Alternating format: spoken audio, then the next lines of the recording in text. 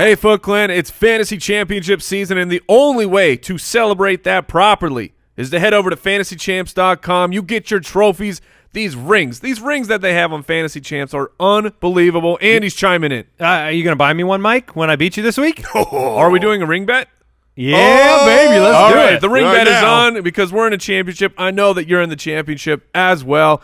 Go on to fantasychamps.com. You can check out everything they have, including customizable fantasy jerseys to rep your team.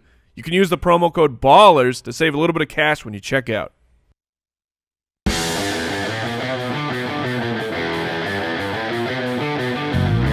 Welcome to the Fantasy Footballers Podcast, coming to you from the Playdraft Studios with your hosts, Andy Holloway, Jason Moore, and Mike Wright. What's up, everybody? Just another wonderful Wednesday. Wonderful Wednesday. Wonderful Wednesday, December 20th.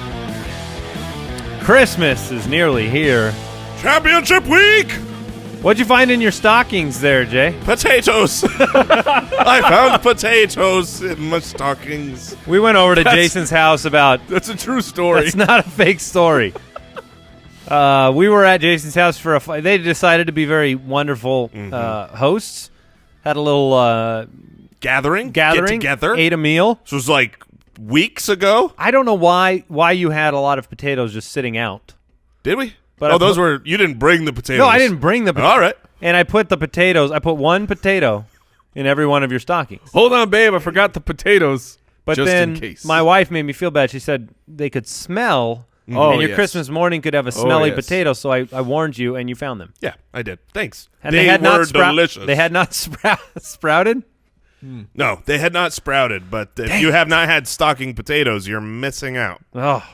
If you want in on Mike Tilt Check 2017, we've approached 15 revolutions. Okay. Oh, for the fantasy championship? Yes. So yes. who are you starting against me? Don't make the wrong move. Oh, I already know who I'm starting. Who is it? Well, just go look. He's benched his roster. All right. No, I haven't done that move, but Jason has gone full strategy mode in the Listener League Championship. That's right. I am starting one player only. Only guy I need, Charles Clay. Because he's necessary. So you're starting Jameis. As of now, I'm starting Jameis. Oh, man. Oh, that's going to be fun. Yeah. For one of us. This week for us in here, for the listeners at home, is going to be a really, really fun week. This is what everything's on the line. And all the decisions, they go back and forth. You scour the waiver wire, you second-guess everything. And in the end, and this is Christmas weekend coming up here, this championship weekend, this is going to be a blast this week. I'm glad you're here with us. I have no idea how I'm going to beat you.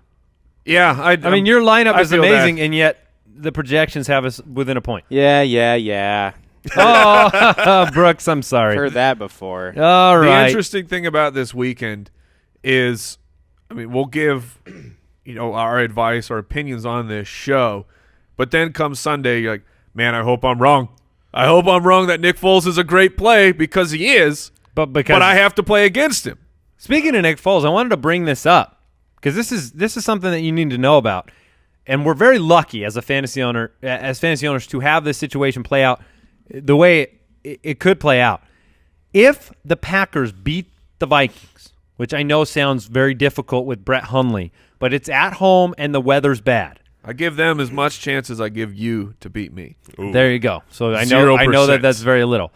However, if it happens, Philly has locked down the number 1 seed. It's done. And Doug Peterson has been very vocal about a willingness to sit his starters, including Nick Foles, for potentially the last 2 games. And so if they're clinched, I want to make this clear. Nick Foles is a Monday game, which means you don't get, unless you have, that's crazy talk. Unless you have somebody else on your roster. Now, here's the benefit that we have and why I say we're lucky. Minnesota plays Green Bay Saturday night. So you're okay. If Minnesota takes care of what we think they will, takes care of business, they will proceed as planned with Nick Foles. If they don't, I'm telling you, it could get scary. You might not find that out until Monday and literally have no quarterback for your championship game. Here's what I will say to that. I give that such a small percentage. Green Bay winning, of course, is going to be really rough. But you cannot go into the championships with your second-string quarterback having him had one start. That would be stupid. It would be stupid. However, you're like, oh, I don't want him to get hurt. He needs reps. He has to play this week at least. I'm just reporting what Doug Peterson has said and equivocated on. He made no guarantees that he would play them if the playoff situation was locked up. So be aware. I have Nick Foles starting. I think Minnesota will take care of it on Saturday night. If they don't, I'm going to play Alex Smith the next day. Just to be safe. There's no chance I want Mike to have beaten me without a quarterback. That just will be very embarrassing. I would accept it. All right. Find us on Twitter at the FF Ballers. The website's thefantasyfootballers.com. The community of listeners, fellow fantasy football players, Foot Clan leagues, all that stuff is jointhefoot.com. And a reminder, you can go to shopballers.com if you want some swag, some gear. Our Foot Clan title shirt is coming out this week. Maybe by the end of today, it will be up there. So if you win a title and you want to get this year's Foot Clan title shirt, it will be there, and you can use the coupon code Rudolph before Christmas to grab that shirt. Mm-hmm. All right, we're going to get into Pump the Brakes. Oh. Mike, who are you pumping the brakes on? It's a sad thing for me to do this weekend, especially in a championship weekend with my man, Samaje Perine. Oh, really? Yeah. Samaje Perine, the matchup against the Denver Broncos, I'm not having it. The reason I'm pumping the brakes on him is not because he's unplayable.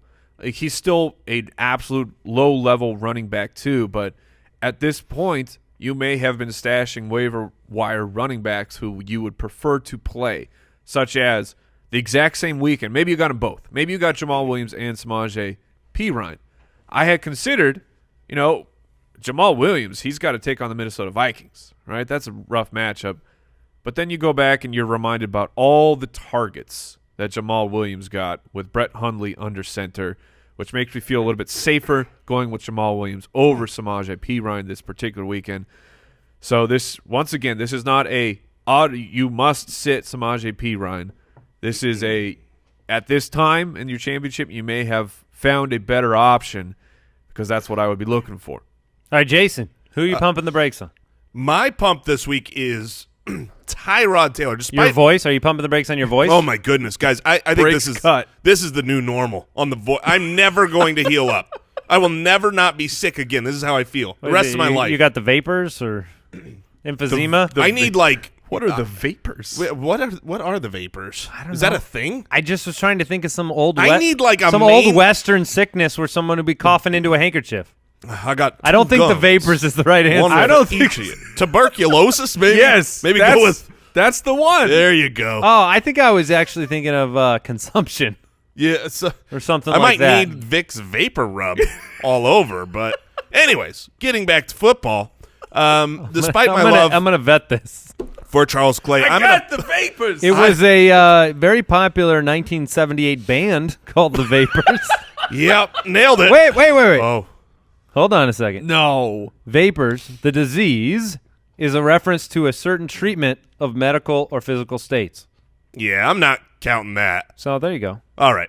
Moving along. I'm pumping the brakes on Tyrod Taylor. Tyrod Taylor had a really good game last week. People look at the overall year ranks against his matchup in New England, and they think this could be a really good streaming option. I've heard people recommending, hey, this is a good streamer candidate, and I'm pumping the brakes saying, I don't think so.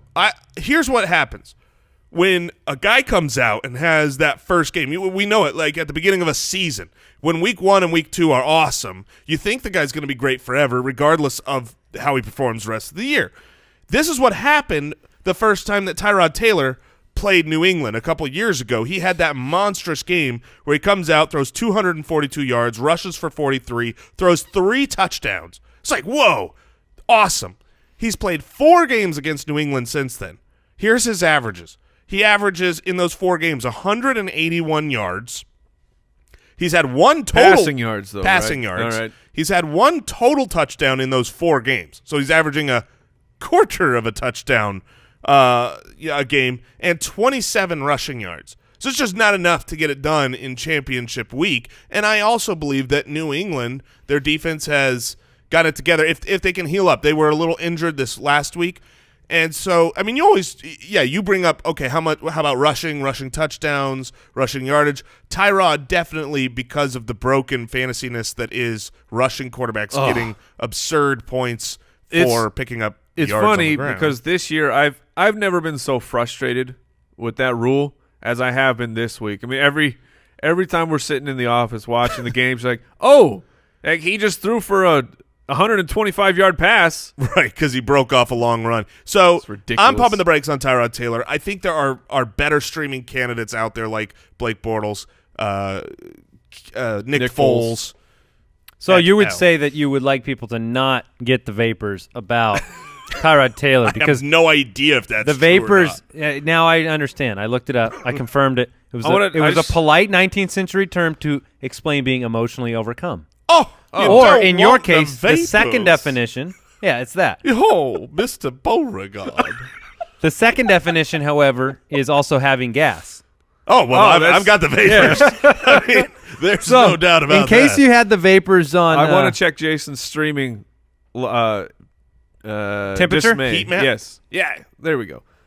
Joe Flacco against the Colts. Oh, that's a great. Or Tyrod Taylor against the Patriots. So I would go Joe Flacco over Tyrod Taylor. The matchup is unbelievable. I know. Look, Andy's face says it all. That I'm with you. When you say the name Joe Flacco in fantasy football, you instantly vomit. Yeah. How'd Brock Osweiler do against the Colts last week? I'm with Jason. That I think I would. That's my stream. pump. I'm pumping the brakes on Brock Osweiler.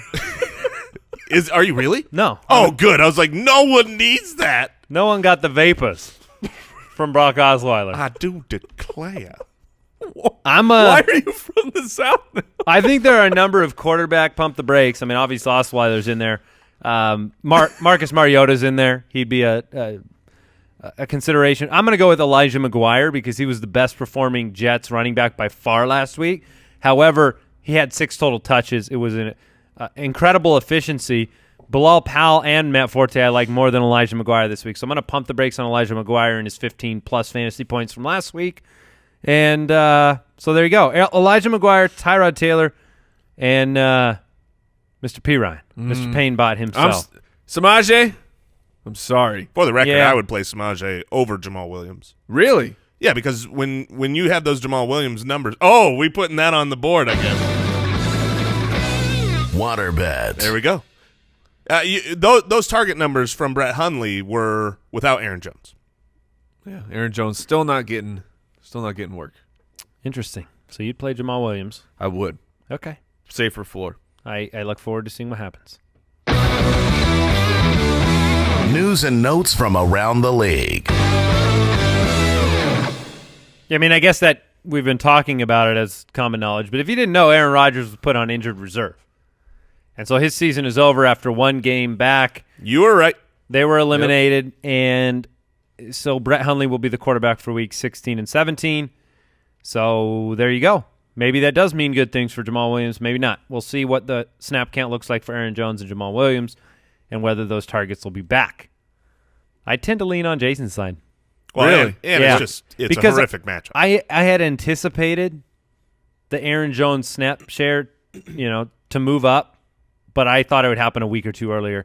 Happened last week. I don't think it's just because of Aaron Rodgers. I think it's health. So we'll see. Hunter Henry on injured reserve as well. His season is over. You got that lacerated kidney. Yeah, he's apparently that only happens if you are a Charger. Yeah, what's with they don't do kidney protection over there. No. Got to look into that. Yeah. It's sad, though, because he's obviously a valuable weapon to Phillip Rivers, a lot more athletic than Antonio Gates is anymore. Antonio Gates is just large. And this is a team still trying to find a way to climb into the playoffs. Mike Tomlin said Antonio Brown's officially out. We kind of knew that, but he's not going to play. And the Steelers signed Stephen Ridley, former small, relevant Patriot running back Stephen Ridley. Jets. This is a depth move for the Steelers because James Conner is out. Ridley has been on a lot of rosters and done nothing for a long time. Certainly. Do you still believe that it would be clearly Fitzgerald Toussaint? I do. Clearly. Okay. Yes. Yes, absolutely. The Bucs are expected to have to place O.J. Howard on IR. Ooh. So for fantasy owners, this means Cameron Brate. Cameron Brate gets a bump up. We talked about if Howard and Deshaun Jackson are out, you got to funnel those targets to Mike Evans. Hopefully. That's fingers crossed over here. We didn't talk about this. We did. You yesterday. talked about it. Okay. Well, I talked about it, and I talk about the truth. Jameis Winston likes to target Mike Evans when his other options are subpar. The problem this year has been liking to target somebody and getting to and doing it properly. Oh, he did it properly last week. Yeah, okay. That's all I need. That's all I need. We're trying to actually give some, perspective long-term here, though. For this season, Mike Evans hasn't been somebody that you can rely on. He caught a bomb last week. I'll give you that. But 5 receptions, despite the injuries in the game, does not tell me he's getting 17 targets and 10 to 15, receptions like days gone by. I lean heavily on Mike's side on this. I think if O.J. Howard is out and Deshaun Jackson is out, it'll be a great game for Mike Evans. Just because we don't know about Deshaun Jackson, yes, and O.J. that's Howard true. gets him all of a target a game for this year. I mean, so I don't see him having a major implication there. So I'm happy to water bet you guys on some reception threshold. Well, we'll figure that out. Okay. We'll do that in the matchup. Hold for the D-Jax news. Do it in the matchup shows. And we talked about the Eagles situation. Thomas Davis' suspension was reduced to 1 game. We kind of expected that to happen. Any other news? Any other things going on you guys want to talk about? No. Well, we should thank Pristine Auction Let's do it. Yeah, for supporting the podcast. Being awesome. I'm going to read this list really, really fast. And this is all things autographed, authentic memorabilia. These are all items under $100. Okay? And these are either jerseys. These sold. These are almost all jerseys. Some of them are mini helmets, and some are Color Rush jerseys. But they're all sold items on the auction yesterday under $100. A Kareem Hunt signed jersey, Lev Bell, David Johnson, Adam Thielen, Hines Ward, Jerry Rice, Devontae Adams, Stefan Diggs, and Randall Cobb. Oh.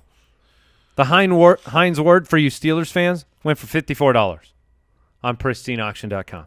They have Shame on you. 100, and this was just some that – these are just a few that I had Brooks pull out this morning. These are all authentic, JSA certified. That means there's somebody that witnessed the actual autograph. This is all legit. Hundreds of daily auctions every single day from Pristine Auction, the absolute leader in sports memorabilia auctions on the web. You can always find something great. Get yourself something special to commemorate the year at pristineauction.com. Let them know the Fantasy Footballer sent you. Yeah, and also we want to thank SeatGeek.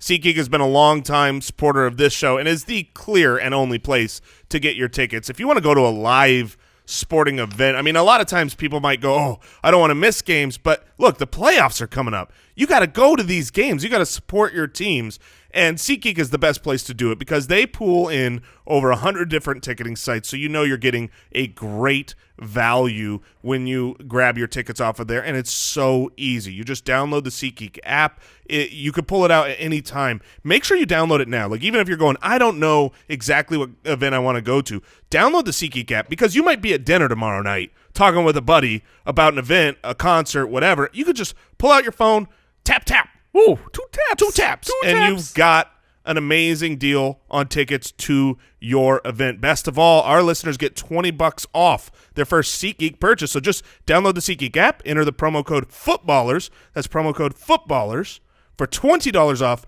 your first SeatGeek purchase. All right, today is all about you, the Foot Clan, the listener, the championship, soon-to-be champion, but the championship game player. And don't forget, our rankings are up on the website later today for Week 16. You don't want to miss that, thefantasyfootballers.com. Without further ado, we are here to answer your questions, and that's what we're doing for the rest of the show. Mailbag. Mailbag Championship Edition. Wow, that was great. Like it. At least Mike and I will be answering. Jason, his voice could go out at any moment. Mm-hmm.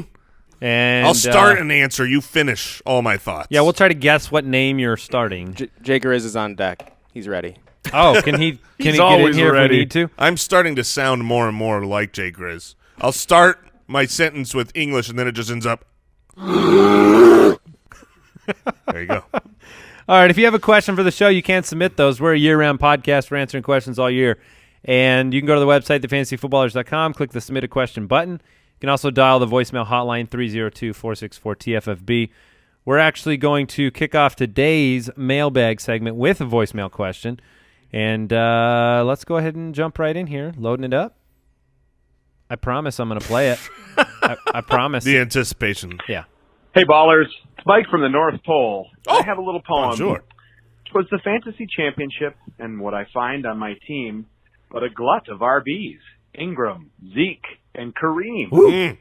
A Foot Clan title is all I want next. But sadly for me, my league offers no flex. So, ballers, help me, I beg, ere I wind up this rhyme. Which stud running back will be riding the pine? Oh.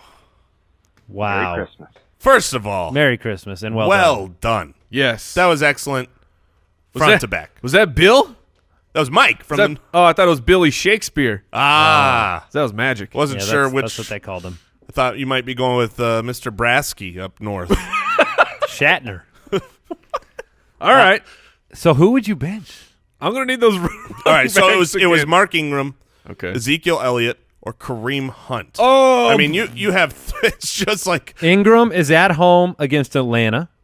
uh-huh. Zeke is on his way back at home against Seattle. Mm-hmm. And then you have Kareem Hunt against Miami at home. So all three running backs at home. I think it's All three matchups are great. Now, would you go with the, hey, I just don't want to mess with Zeke coming back after 6-game break and just go with Ingram and Hunt? no. I would go with. I know my answer. I'm gonna meld their names into one name to make it easier. As far as the 2 years playing. Yes. Okay. Yes. Almost like they're a celebrity couple. Okay. Right. Zareem. Oh, really? You're going Zareem? I'm going with Team Zareem. So you're going benching to, Mark Ingram. I'm going to bench Mark Ingram. So take the guy that's got more of a split in the backfield. Yeah. Or take him out is what I'm saying. Yeah, so I could make an argument for any of these guys, but the argument I will make is to bench Kareem Hunt because Kareem Hunt, we've had several weeks recently where for no reason he doesn't get the ball. Now, great, the last 2 weeks. I mean, would you say 3 weeks ago was recently? Because I would. I would too.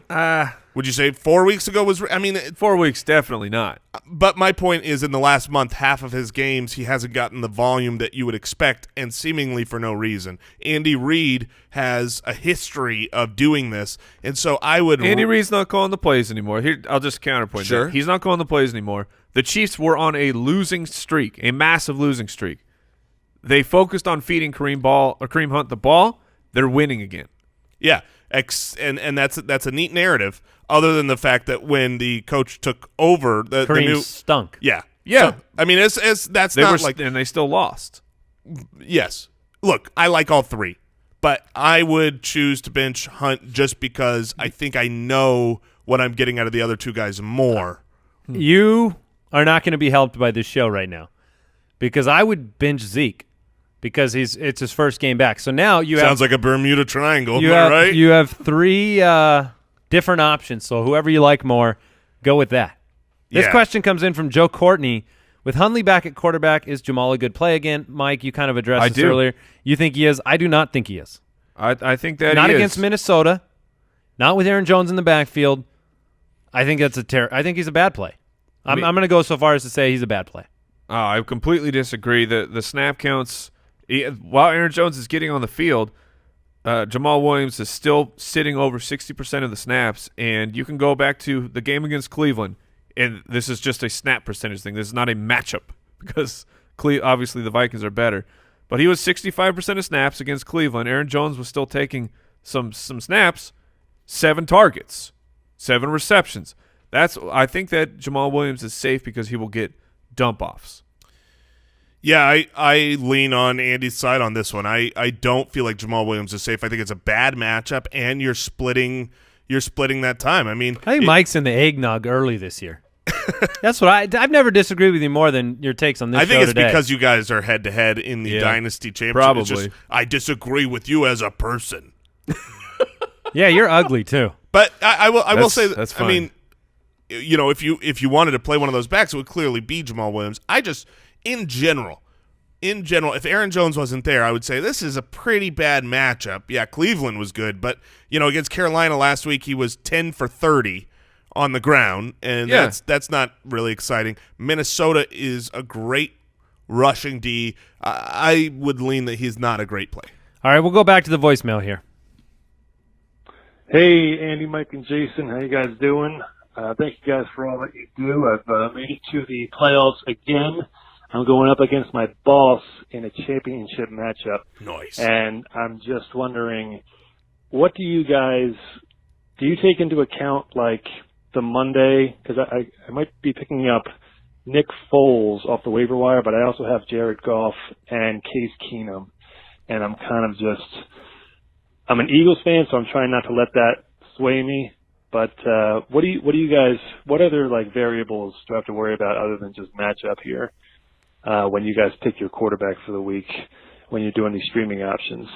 Thank you very much, and yeah. All right, yeah, appreciate the question. We touched on the Foles small variable earlier. I do want to comment on this and give you guys the opportunity to do the same. I don't think Foles is safe. I agree.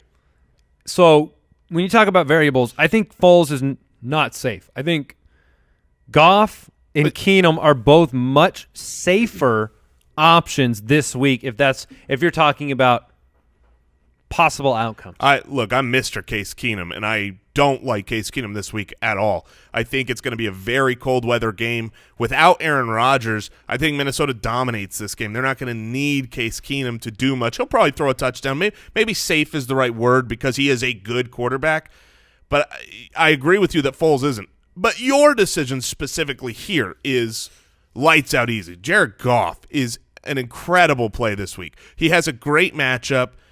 He is a good quarterback on what is at least a top 5 offense. I mean, I can't imagine Jared Goff. We haven't finished our rankings, but I can't imagine Jared Goff being outside my top 5. Really? I think Goff's going to be great this week.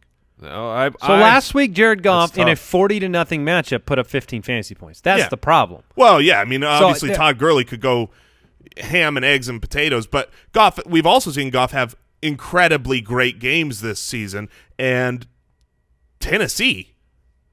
So Tennessee, Goff, the last 6 weeks they're 16th against the quarterback. Yeah, Goff hasn't really been in that upper echelon. No more than 2 touchdowns in each of the last 5 weeks. I think he's fallen completely out of the quarterback once. Yeah, I would rate these Foles for upside, and then Keenum, and then Goff. Yeah, really, absolutely. Man. Yeah, Keenum's numbers are higher than Goff's every single week. Let's take for the last 5 weeks. Let's take a Goff Keenum water bet then, because I feel very confident on that. I think you got the Goff cough over there. Am I right?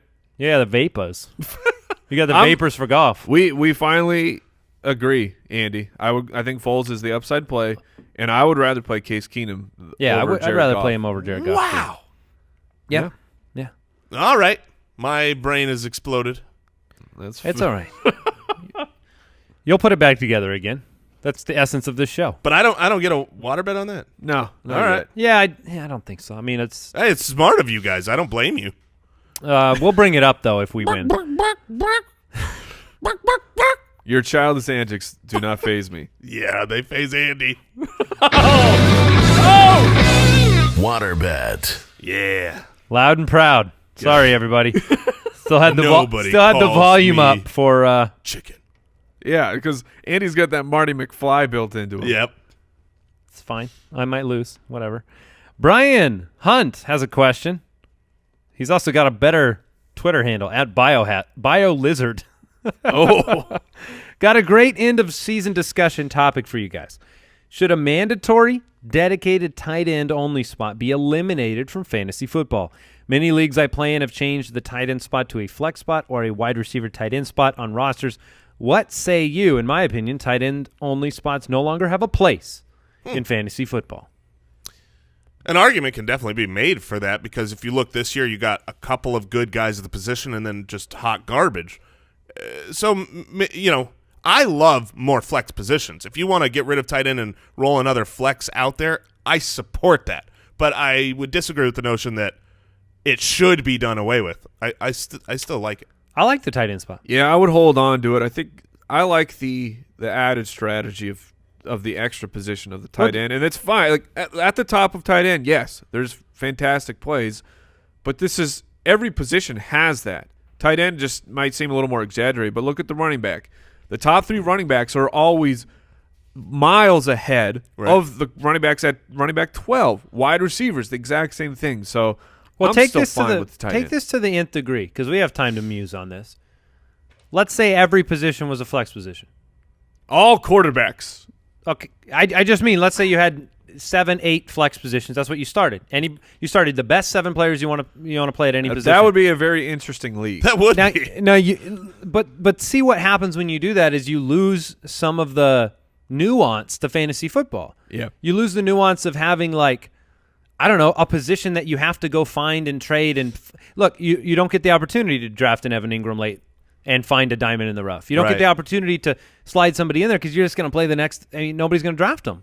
Nobody's going to play him. I just think you lose the nuance if you take everything and flex it all out. So that would be my take. I think that's a really strong argument because there is fun. I mean, my guy Zach Ertz this year was a great late round pick that really helped. It still hurts. It still hurts you that he was one of my guys. Ertz is yours. Yeah, and I would say unlike kickers, which have such a high variance and randomness to them, tight ends you can still find trends. You can still play matchups. What would this show be without baby hands Jack Doyle? Right? Nowhere. Right? That's where Brooks we would be. Tearing up over there at the thought. Regular sized hands. living under a bridge. Yeah. All right. How about this one? Because Mike, I think you brought it up earlier. Herbs says, should I sit Brady? Yeah, Brady's a really interesting guy this weekend. he's so handsome. He's an interesting fellow. He has a strange diet that you can get in if you want to pay $100 per meal. Check it out.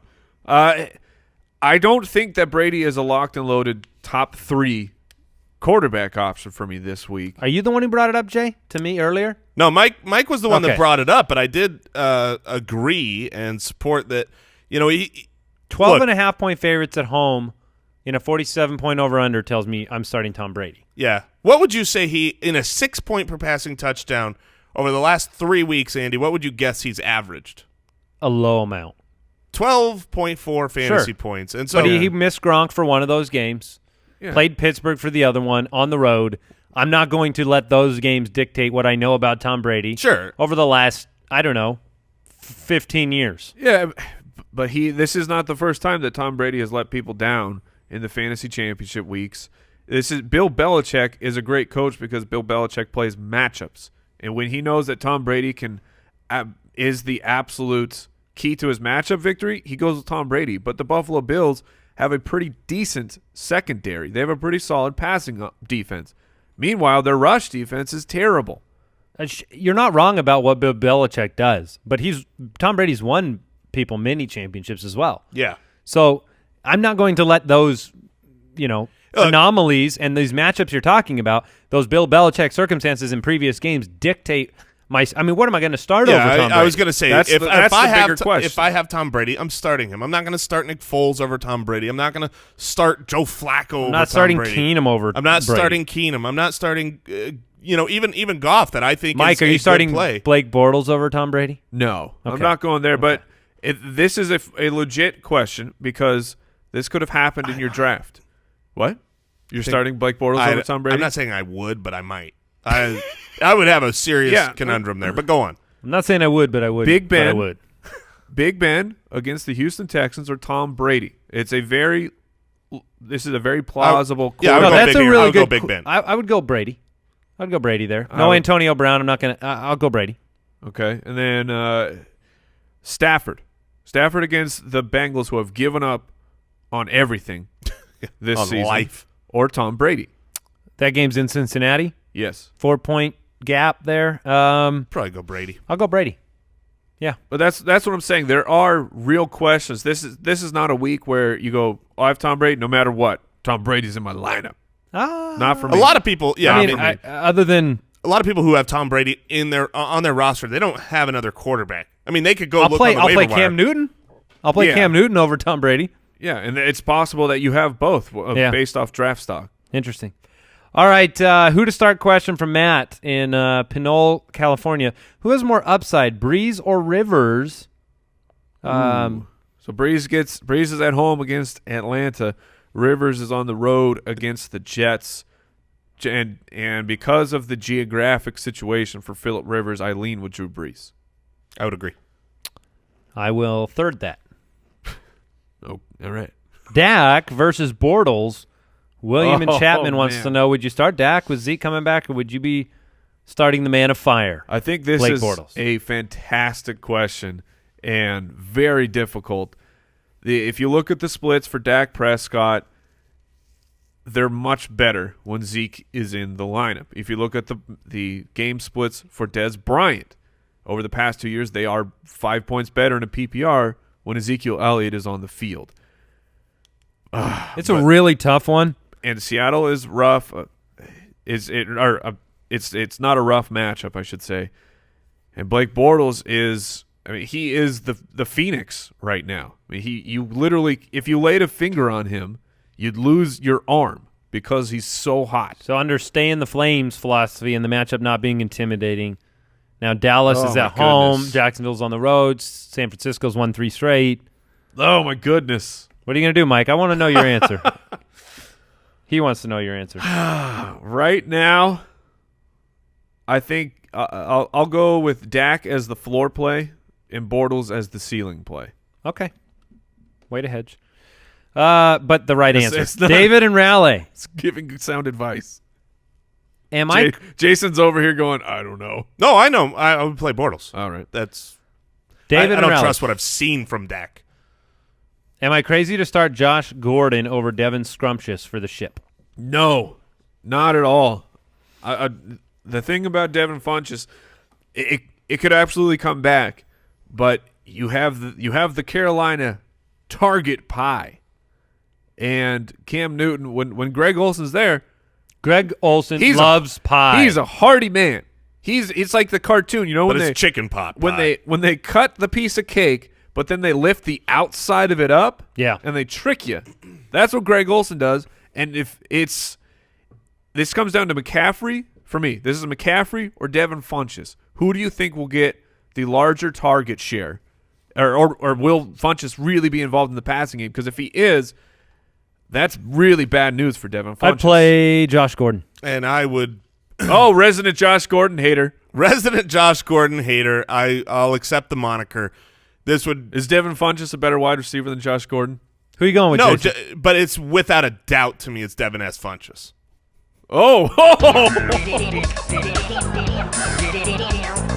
No, he's not the better wide receiver, but he's got the much better quarterback and the better matchup. I don't trust going in the cold weather game to Chicago, low over-under for Vegas.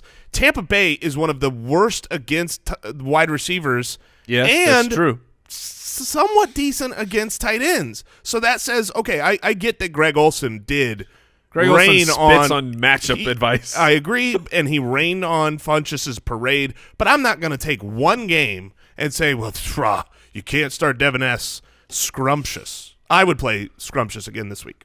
It's a tough question. It is. I mean, it is a legitimate. Devin S. Scrumptious has about 3 games to his name. So when you talk about sample size, you don't get a lot on either end to know what the work, and you've got none with Olsen other than, you got one game with Olsen. So it's a tough one. It's a close one. It's a small sample for Josh Gordon, but he hasn't had a poopy pants. Guaranteed first target in Cleveland is Gordon. Funchess could be 3. Right. And also, he played 2 games with Greg Olson out there. One of the games, Greg Olson was goosed, and we go, oh, well, then he wasn't back yet. But he was there. He played the game. Funchess had 3 for 59 and a touchdown. So, all right, Caleb Peterson says he's looking for ways to improve his league, and they are talking of switching to a new platform. One in particular where each week you get a head-to-head win-loss and win-loss for your score relative to average for all teams. Is that a good or bad idea? Some saying it's crazy because you can still get a win if you played the top scorer. Others say it's fun to have the chaos and randomness of only having head-to-head. What do you think? Mike, describe your league that does points, because this sounds – I mean, everybody I know that plays in a league like that loves it. Yeah, I love that. My Money League scoring format is you get the joy in the randomness of the head-to-head matchup. That's a win and a loss. That's a point. But then the top 6 scoring teams of the week also get a point, and we've been in the scoring format now for 3 or 4 years. I think it's great. I think it really helps hedge against these teams where you get the horror stories of I'm been the top scorer overall in my league, but I missed the playoffs. Like, that shouldn't happen. And it really helps out of these people who are getting those freebie wins. You're the second lowest points, but you got matched up against the lowest points. Yeah, they still get a point because they won their matchup. That's exactly great. But they don't get to double dip on the points. If you won and you were the top scorer in the week, you're going to double dip. I've never felt slighted by this scoring form or this. Does it give you do they give you a second win? Is that how he does it? Or Yeah, is it all there's manually? there's two possible. Oh no, we have to keep track of this offline. Okay. So, there's 2 possible points a week, and every other league though, with head-to-head matchups, I've been looking at things going, man, this stinks because I've gotten a couple raw losses, but my points for are great. My points against are ridiculous, and it's certainly interesting. It's one of those things that is always debated because people feel bad when they lose a matchup they think they should win. Right. They never feel bad when they win a matchup they should lose. We never complain about the wins. We complain about the losses, and that's the nature of the head-to-head situation. If you take away head-to-head in general and you do one of those all-play leagues where you're playing everybody every week, because that basically accomplishes a perfect system like that, right? Like, if you just want perfect fairness, you do all-play, and if my team would have beaten 8 of the 12, then I win 8-4 this week, and if you would have beaten 6, you're 6-6. Jason's got the vapors. Jason doesn't like that. I just can't stand those. I mean, those wide open rotisserie leagues. It's like, go play DFS. Like, there's a social component that I love in fantasy football. That's me versus you, smack talk. Yes. Look at what's going on with your championship game. Yeah, I hate Andy, and I hate Mike. Right, and that's good. But that's where it's like, if you're just doing points and everybody's playing everybody every week, then that's where I'm like, okay, that's great. Play for money, play DFS. If you're in a head-to-head, you have to accept the reality that you're going to get a bad beat here and there, and you're going to get a bad break. And I'll tell you this, to all of you out there that have the highest points in your league in a certain record, having the highest points on the year does not mean that you were the best team. I'm going to tell you that right now. It may feel that way, but that is also the result of you could have had 2 monster weeks and every other week been average and end up with the highest points in your league. So it's none of that is an absolute, you got a raw deal. You have to play to your matchup. You have to play to your opponent. You got to swallow your pride and take the loss right on the chin. And if you want to do something like Mike does, you want to get more creative, add a bonus point.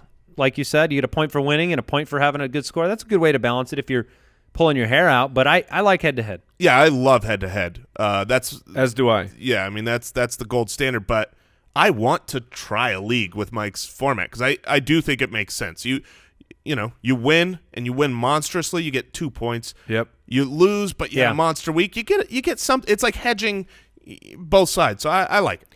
So week 16 is here. We've got matchups tomorrow and Friday. All the injury news. Rankings out today, and a lot of great stuff planned for all offseason NFL playoffs.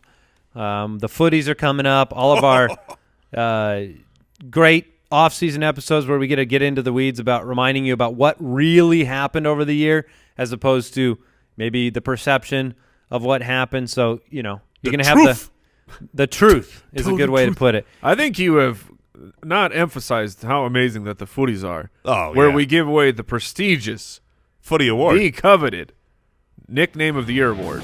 The nominations are coming on January 2nd, in case you're curious. Yes. So it'll be out there. And don't forget to check out draft.com/ballers to play some DFS with us every week. Goodbye. Goodbye. Thank you for listening to another episode of the Fantasy Footballers Podcast. Join our fantasy football community on jointhefoot.com and follow us on Twitter @TheFFBallers.